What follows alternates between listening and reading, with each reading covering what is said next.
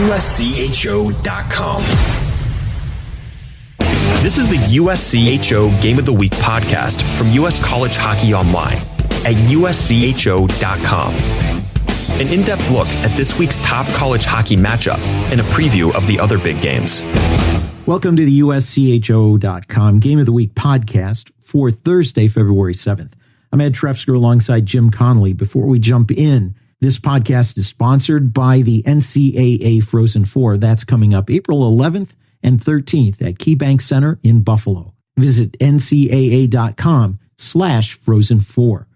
Well, Jim, our game of the week this week is Brown at Quinnipiac on Saturday night. We are joined now by ECAC correspondent for USCHO.com, and that's Nate Owen. And Nate, an interesting game this Saturday night.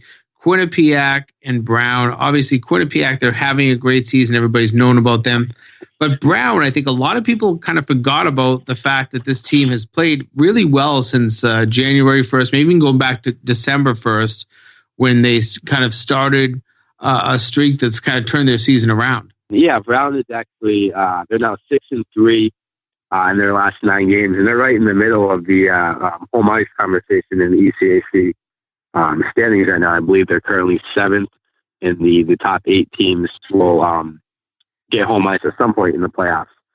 So they've turned it around. They won their first in-season tournament since 2004 last month with the Three Rivers Classic in Pittsburgh, and they beat the host Robert Morris, and then they beat Union, who they later beat again a couple weeks later. They played Providence pretty well right after Christmas, and then they kind of had a rough game against Providence later on in January. They ended up losing 5-1. But yeah, really, they're a team that you look at. There's not really one major superstar that stands out to you. You looked at, I talked to Brandon Whitted earlier this week, their coach, and it looks like they've had really been rolling 4 lines and 7 defensemen now with the extra skater adjusting. The other thing is too their goaltending, which has kind of been a weakness the last couple of years. Junior Gavin Nieto has really been playing well over the last couple of weeks. Unfortunately, he is currently injured. He missed last weekend, and it sounds like he'll be out this weekend at least as well. But it didn't seem like it was a long-term thing. It seemed like he would be back sooner rather than later, but definitely out for this weekend against Princeton and Quinnipiac. Nate, in your talks with Brendan Whitted, can you tell if he feels that there's been something that has really changed since the beginning of the year? Yeah, it sounds like they're just coming together, more as a team. Actually, Brown is one of I believe, the only team in ECAC hockey I've not seen firsthand. So this weekend will be a first for me to get to see them play. But it sounds like they've been coming together a little bit as a team. They do have a lot of young players. So kind of coming together and playing the way that he wants to play. He was telling me a little bit, they track the advanced statistics, the Corsi, and I guess their Corsi has been pretty high, which is a pretty good indicator that the team is playing well, maybe even if they weren't getting some results earlier in the year. But it sounds like they've really gotten to a place where they can have all 4 lines rolling and have contributions from all of their defensemen too. And again, going back to the goaltending, I think that has been an important step as well. I'll go to the other side in Quinnipiac, and I know that it's hard to overlook Quinnipiac year in and year out, but going into this season, it didn't feel like a lot of people were looking at Quinnipiac to be that much of a power. And here they are right around the top of their standings. They're right around the top 5 in the country at this point. Pairwise, they're a team that could be a number 1 seed in the postseason. Is there something that has clicked? Obviously, I think their goaltender is very good, but is there something that's really clicked for this Quinnipiac team to take it from an also ran, but from a decent team to a really exclusive team in this nation? Yeah, it sounds. Last year was an odd year for them. Even some of their down years had always been, at least a winning team and a competitive team. But last year, I believe the first time in 20 years, I forget, 20 years. But anyways, it's a long time since they finished an overall losing record. And they have a ton of new players coming in this year, or had a ton of new players coming in this year. So kind of from the outside, at least, you're not really sure what to expect. I think they were picked 8th in the preseason poll, which again, that preseason polls only mean so much. but it did show that the expectation, at least outside of the program, was not terribly high for the Bobcats. I think the biggest thing with them is, the goaltending. Andrew Shortridge, he's played very well. His numbers, he hasn't been starting the whole year. He's been splitting a little bit of Keith Trefzger, but his numbers are ridiculous. I think his save percentage is up around 950. I think a 1.2 goals against average. So that continue the whole year. Who knows? If he dips off a little bit, you're still looking at a very, very, very good goaltender. I think the biggest thing for them, and you hear the coach Rand Pecknell talk about it a lot, is they play their identity a little bit more, and guys are buying in. It felt like at some point last year, maybe the buy-in wasn't there for whatever reason, and then as the losses accumulated and the struggles accumulated, it seemed like it's harder to get some of the players on the team, to buy in. But obviously, that looks like that has been a different story this year. They have a ton of freshmen. It's their largest freshman class since the Connor and Kellen Jones freshman class, and those two twins were pretty big players on their Frozen Four teams, and the class really got Quinnipiac up to the national contender that they are right now. Not a freshman, Odin Tufto obviously had a great season last year with 41 points, 35 points already in 26 games this year. He's going to be a Hobey Baker consideration, at least, maybe even a Hobey Baker finalist. Your thoughts on Tufto? Yeah, he's been shooting a lot more, at least converting is, taking more of a goals approach this year. He's already eclipsed his goal total from last year. I believe he's playing center this year after playing most of last year in the wing. Again, I'd have to double check that, but I believe he spent most of last year on the wing, and he's moved over to center this year, just having another year under college hockey. But yeah, he's a very dynamic player, and I wouldn't be surprised if he was up there and make a conversation at the end of the season. We're talking with USCHO's Nate Owen, who covers the ECAC. Folks may be familiar with the different scheduling that the ECAC uses with a travel partner system where you play a different team on each night. And Princeton and Quinnipiac, 150 miles between Princeton and Hamden. How much of a disadvantage is that for teams playing these two teams, especially on the second night? What is Brown going to face having to travel about 3 hours after playing Princeton on Friday?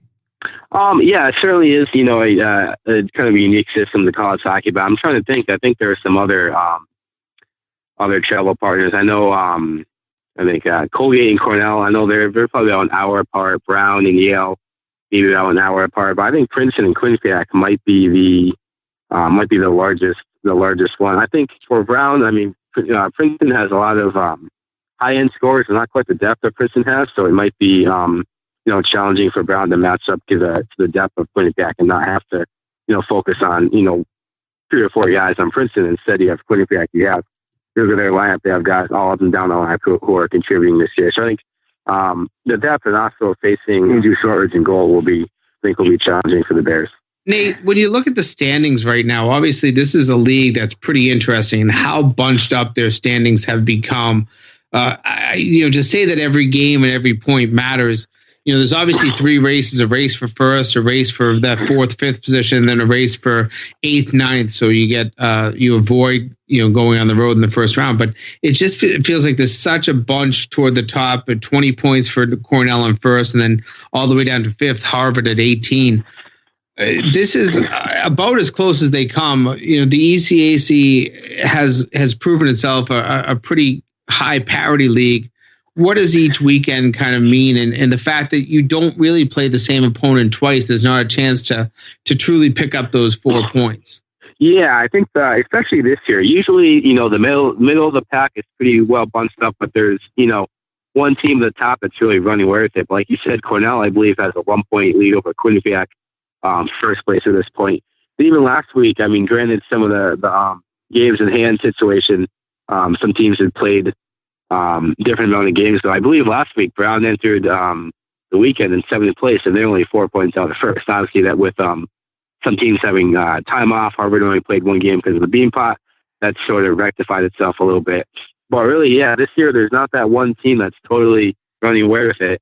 And usually, as the year goes on, you kind of start to break down into those tiers, like you mentioned, where you have the top 4 who get the buys, the 5 through 8 who have the home ice, and then the 9 through 12 who are on the road. But really, this year there's for the most part a lot of or not a lot of distance rather between those teams. So really, yeah, you can't, coaches say all the time, and it sounds cliche, but you can't take it off. You can't underestimate an opponent, because then you can go from being secure in a bye to all of a sudden you're playing in the first round. So even a team like a St. Lawrence and RTI, you look at their record, it might not be so good.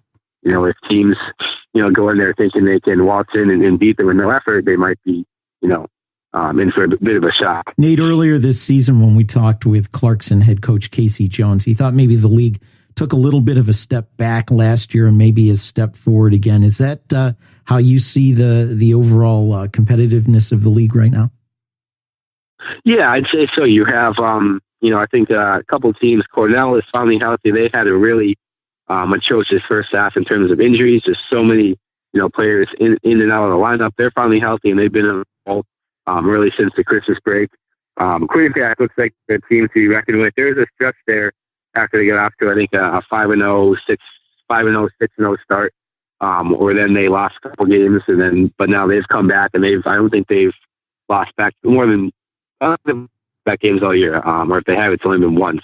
I don't have the schedule in front of me, so I'm blanking a little bit. But yeah, Quinnipiac, Cornell, even a team like Harvard has started to kind of turn it up. They've gotten very good goaltending from Michael Lackey really the last couple months really of the season, and that's really been a difference for them. And Clarkson too, another team that last year started out like like gangbusters to begin the year, and then kind of faded toward the end of the year rather.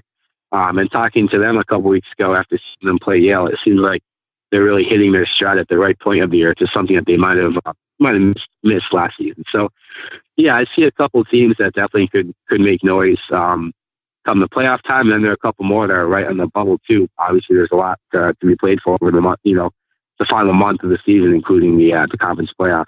That's USCHO's Nate Owen. He'll be covering this week's USCHO Game of the Week, Brown at Quinnipiac on Saturday night. We'll be back with more of USCHO's Game of the Week podcast after this word from the NCAA Frozen Four, April 11th and 13th at KeyBank Center in Buffalo. Speed and precision, unrelenting power.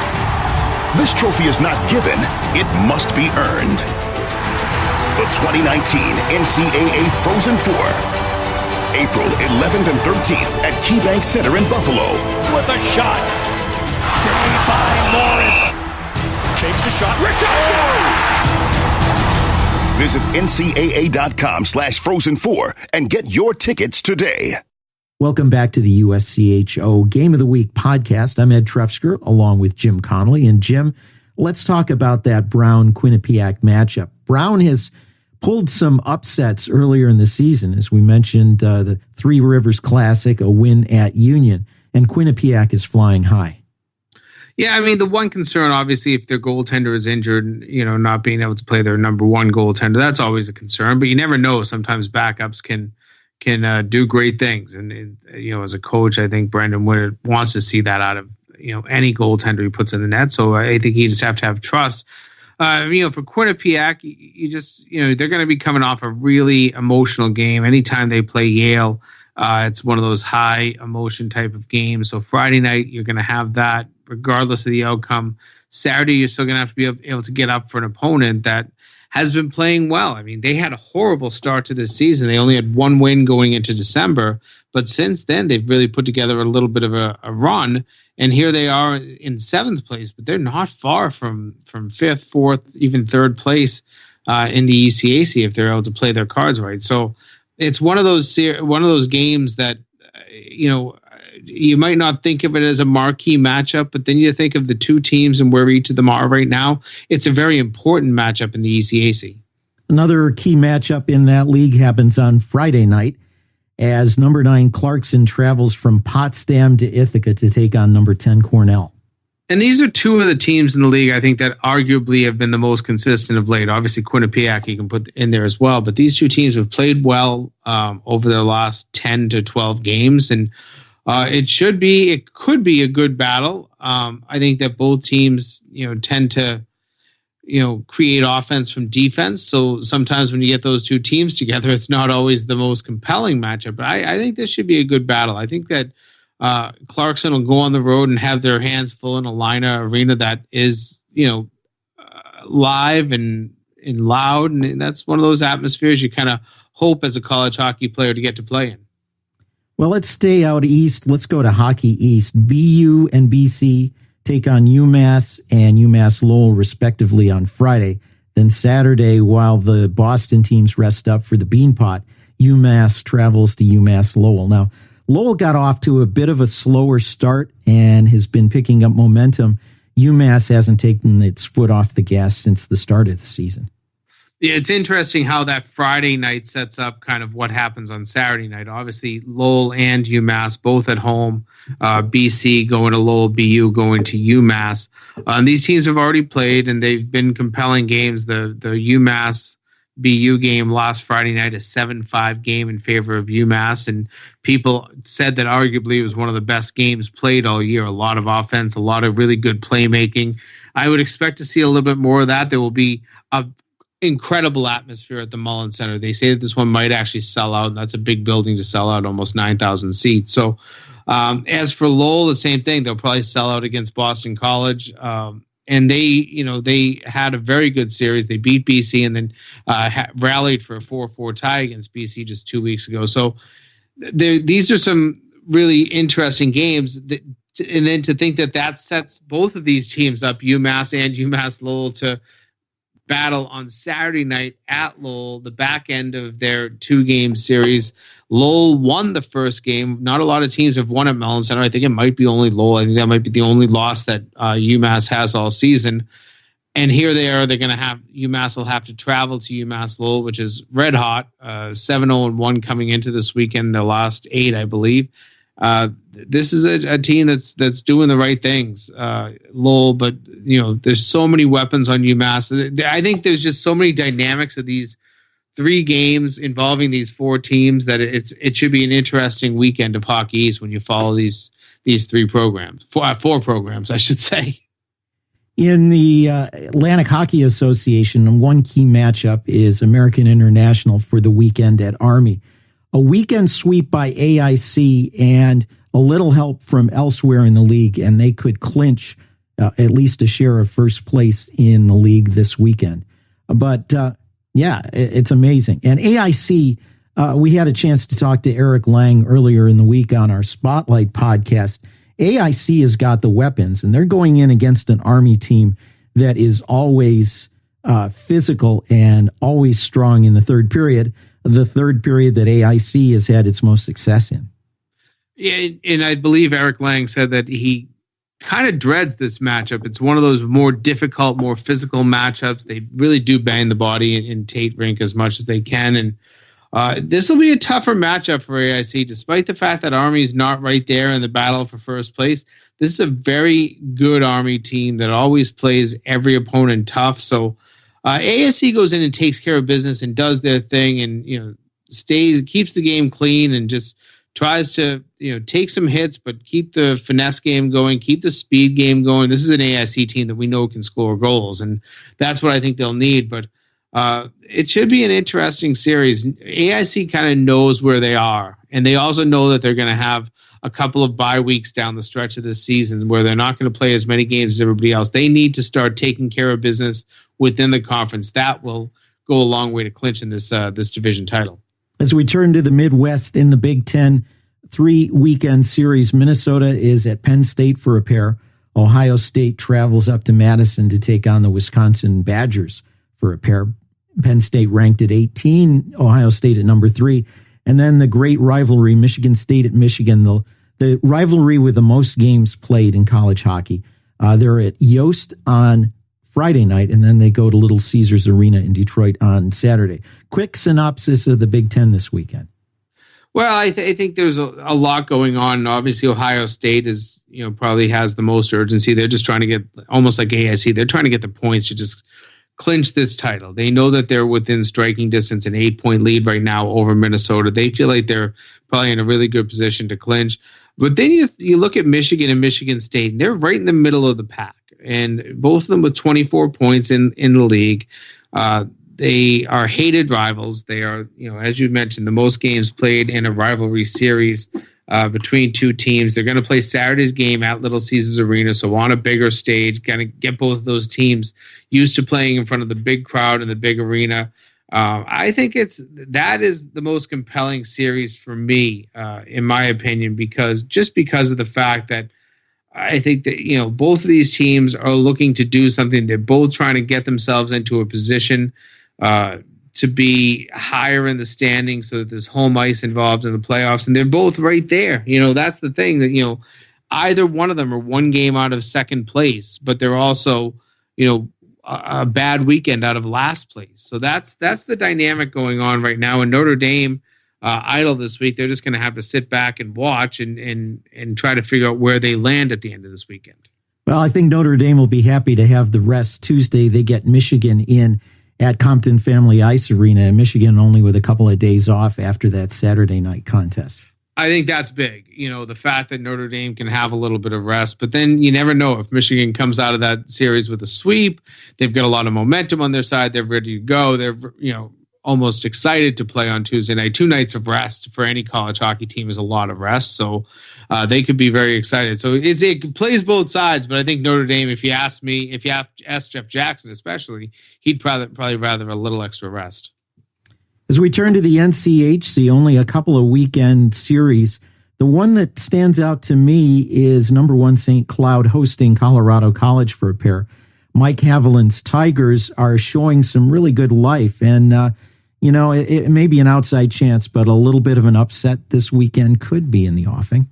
You just never know. I mean, they're coming off a win against Minnesota Duluth. Of course, they got kind of smacked on the back end of that, but that was, a 4-game unbeaten streak that ended there. They had tied Denver and lost in a shootout to them, and then swept Miami. Then they beat Duluth. So that was a nice 4-game stretch for them.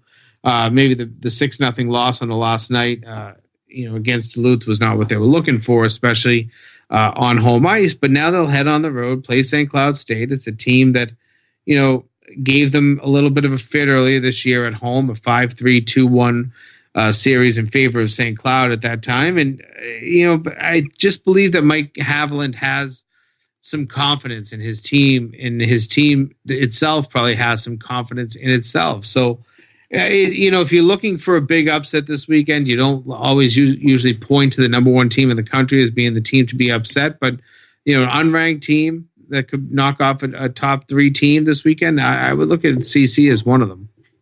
When we turn to the WCHA, something that stands out is one that is a great rivalry. Alaska Anchorage travels to Fairbanks for a pair at Alaska. These are the Governor's Cup games. Yeah, and let's face it, neither of these teams are having the season that they'd like. Anchorage is in dead last, and Alaska just a few spots ahead of them. I mean, Alaska has had a lot more success, especially in the conference with 8 wins, as Alaska Anchorage only 1 win thus far. So if you're looking for moral victories and you're a team like Anchorage, you're gearing up for this weekend and saying these are the 2 games we have to circle on our schedule right now, because we're not going to be battling for a league championship. We're not likely going to make the playoffs, but we're going to have 2 games against our rival, in which we can kind of head on the road, and make that trip up to Fairbanks and battle it out. And these are the 2 games for, I think, Alaska Anchorage that they probably could circle and enjoy on their calendar. And then finally, we turn to Monday, where it is the Beanpot Consolation and the Beanpot Finals.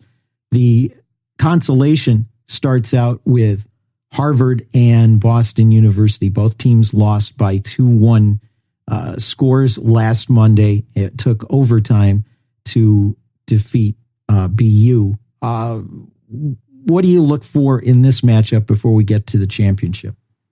I think, for Harvard, obviously they know that there's more than just a non-league game on the line. They've got the pairwise and hopefully moving up the pairwise. And for BU, I don't want to say moral victories, because I don't think that they're done chasing a pairwise spot. They're not that far off of the bubble right now, and if they start to put a run together down the stretch here and win the rest of their games, they're right in the mix. And so I think that this could be, you hear teams talk about the Beanpot being the springboard for the rest of the season. I know that they're usually talking about winning the Beanpot, but you can also see a team that sometimes the springboard goes the other direction, that you finish fourth in the Beanpot and things start to fall apart. And that, I think, is what is something that you have to kind of watch out for. You don't want to start taking a dip. So both of these teams, they're just trying to avoid that dip, and maybe if they can, take some sort of positivity and maybe even spring upward. And Northeastern has to watch where they are at number 11. You know, they could move up or move down quite a bit.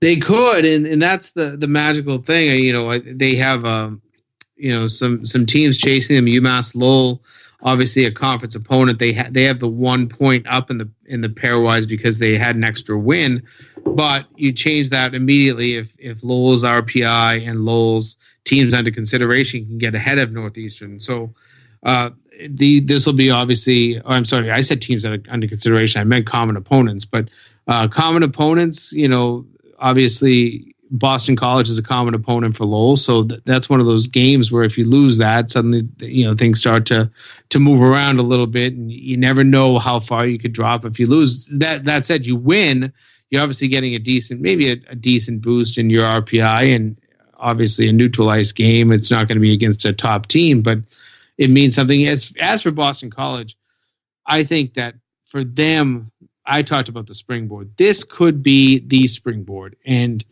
you win this game, and then you start to put together a run. I've seen this before where they had not so great teams, and I think 2008 was one of the years I can go back and point to where they were kind of struggling. I believe they win the Beanpot that year. They played some decent hockey down the stretch, and then they survived the quarterfinals of the Hockey East tournament. They win the semis, they win the championship game, and then next thing you know, they've won the national championship. And those runs can get put together. And sometimes for these four schools, for some reason, those runs can start on the second Monday in February. You know, speaking of Northeastern, one other thing on the pairwise, they win only by a tiebreaker of RPI with Clarkson and lose in the common opponents, and also the same with Notre Dame. So a drop in RPI could drop Northeastern 2, 3, 4 points fairly quickly. That's right. And you drop right out of, you're below that top 16, you're below the Mendoza line, if you will. And at that point, you're now struggling. You're trying to make up ground. And so you don't, this is probably a more important game for Northeastern than anybody would realize in the national picture. But obviously on that campus, they just want to win this tournament twice in a row. And speaking of pairwise, we'll throw in this bonus. Providence, ranked at number 11 and tied for 15th in the pairwise, is up in Orono for a pair against Maine. This is a critical weekend for the Friars. It is, because they've been inconsistent. They had a good weekend not too long ago against Miami, then a few bad weekends. They put together a decent weekend. Then last weekend, they end up only taking 1 point against Vermont at home. Now they're going to have to go to Orono, which, listen, this Maine team has been up and down, but when they're up, they're a very good team. They have a lot of talent, and that's a tough place to play. So for Providence, you've got to be kind of looking at each of these games as the games that can be, deciding whether or not you're going to be playing past, St. Patrick's Day or playing past that week after, whether there's going to be an NCAA bid on the line. Well, that'll do it for the USCHO Game of the Week podcast. For Jim Connelly, I'm Ed Trefzger, and we'll catch you next time. This has been the USCHO Game of the Week podcast, a production of U.S. College Hockey Online. Visit USCHO.com/podcasts to listen or subscribe.